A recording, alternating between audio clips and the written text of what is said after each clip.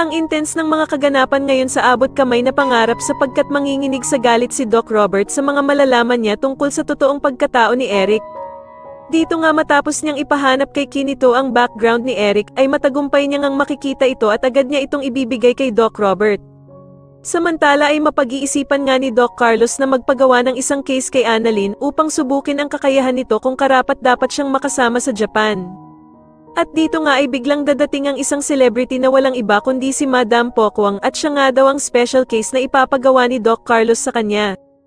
Pero walang kakaba-kaba at agad niyang tatanggapin ni Annalyn ang challenge na ito para sa kanya ni Doc Carlos. Sa kabilang banda naman ay tuluyan na ngang lalabas ang totoong pakay ng mag-amang Eric at Justin kung bakit nila tinanggap ang alok ni Giselle na magtrabaho sila sa Apex. Sasabihin nga ni Eric kay Justin na eto na nga daw ang tamang panahon para maagaw nila ang Apex sa pagmamay-ari ng mga tanyag. Sasagutin naman siya ni Justin na patuloy pa din nga daw talagang gumagawa ng mali at masamang desisyon ang ina niyang si Giselle dahil nga daw sa pagpapapasok nito sa kanilang mag-ama. Samantala ay magkakaroon naman ng hadlang sa masasamang mga plano nilang mag-ama dahil sa may biglangang bata na susulpot sa kanila para magbigay konsensya sa mga masamang binabalak nila.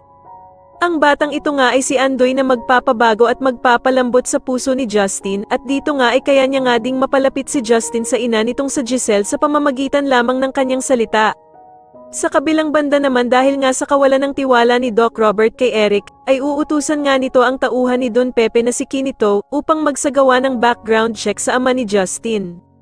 At dito nga ay agad namang kikilos si Kinito upang alamin ang totoong pagkatao ni Eric. Sa tingin niyo magtagumpay kaya ang binabalak ng mag-amang Eric at Justin sa plano nilang pag-agaw ng Apex sa mga tanyag, mas lalo na nga talagang nagiging exciting ang mga susunod na kaganapan kaya naman ay mas lalo pa nating abangan ang mas lalong gumigandang abot kamay na pangarap. Maraming salamat po sa inyong panonood at sana po ay mas-subscribe niyo ako. Maraming salamat po.